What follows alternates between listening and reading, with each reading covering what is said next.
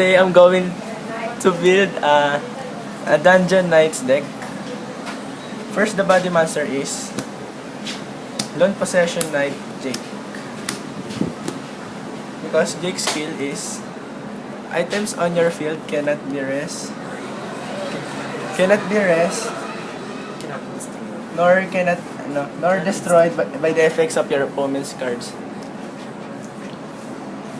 Because so for the monsters, size 1 monster are 4 El Quixotes, 2 Tactful Knight Aaron, 2 Twintel Incubus, and 2 Apretens Ninja Atsuki.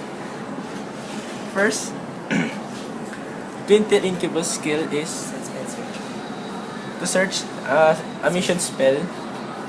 Then next one is Apretens Ninja Akatsuki. Just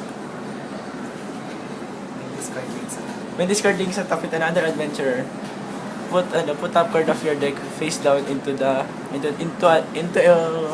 soul of a mission card. Second is Tactful Knight Aaron. Aaron's skill: when this card enters the field, you may choose and use of one of the following two. Put an adventurer from your drops into your hand, or if you have 2 items equipped, draw a card. Then lastly, for the size 1 are for Knight of Glory, El Quixote. El Quixote's skill is when this card links to top with another adventurer, put the top card of your deck into your gauge. Then if you have adventure item equipped, for this turn, this card gets +1 critical and penetrate. Next, for the size 2,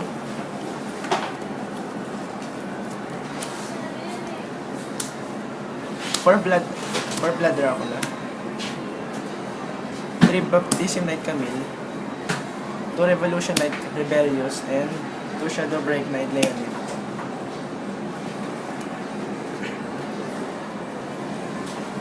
First one is Blood Dracula. You may call this card if you have an equipped with an adventurer item. And this card gets +1 critical for each of your different adventurer monsters in your drop zone. The next is 3 Baptism Knight Camille. Camille's skill is when this card enters the field, if you have item equipped, search for your deck up to 1 knight item and put it into your hand. And the second of Camille's skill is when this card attacks, if you have an 2 items equipped, put the top card of your deck into your gauge. Next one is Shadow Break Knight Leonid.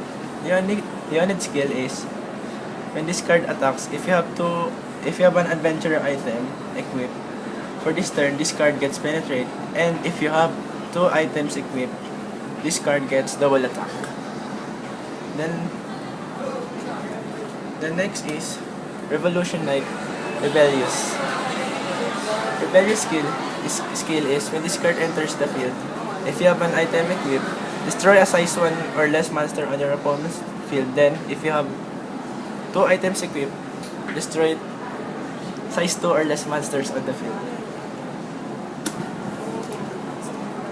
As for the impact monster, Rebellion Rhapsody. Rebellion Rhapsody's skill is for each item on you and your opponent's field, this card gets +1 critical. As for the spells, 4 Divine Protection of Sansana, 2 Pillar of Fire, 3 Handful of Rewards, 4 Mission of Card, 4 Mapaki, 1 Mission Card, Defeat Monsters, Mission Card, earn experience points, and that's it. Next, let's begin with Divine Protection of Shoshana. Shoshana, lets you able to nullify the attack of your opponents. And you gain 1 life. Next one is Pillar Fire skill. You destroy a monster in the field with 6 or less power. Next,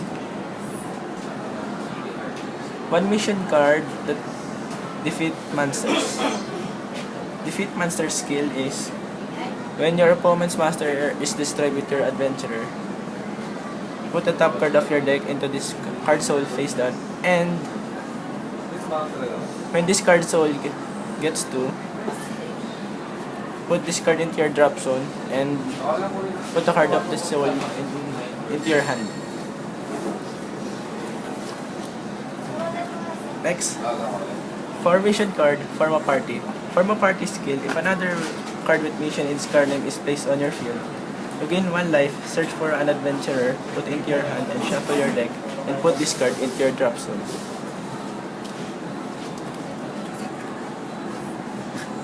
Next is 2 mission card, earn experience points. Earn experience point skill. When an item on your field attacks, put the top card of your deck into this card soul face down. And if there are 4 or more souls in this card soul, you may put this card into your drop zone. If you do, choose an item on your field and it gets double attack. Next is mission card, the teamwork. The teamwork skill is when an adventurer on your field leads attacks, you may put the top card of your deck into this card soul. And when this